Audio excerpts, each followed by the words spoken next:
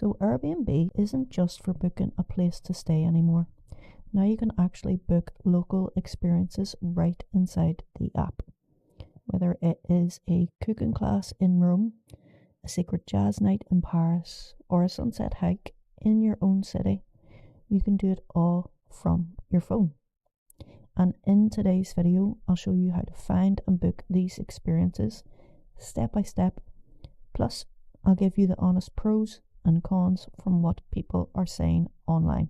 So open up the Airbnb app, and as you can see here, there is an option at the top for experiences.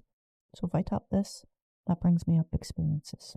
So whenever you go into experiences, you can see here it gives you Airbnb originals, and then it notices that I'm going to Budapest. So if I scroll down here, it gives me a few different experiences that I could do in Budapest, and then it gives me all experiences in Budapest. Now if I go into all experiences, I can actually filter this, so you can see the experience type. I can choose whether it's arts and culture, food and drink, wellness, music, and so much more. You can also filter by price, duration. Tap on something that catches your eye.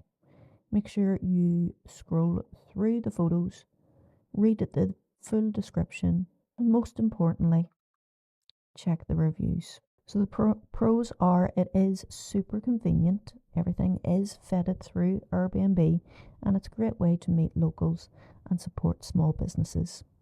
Now the cons, sometimes the prices are a bit higher than booking directly with the host or local company.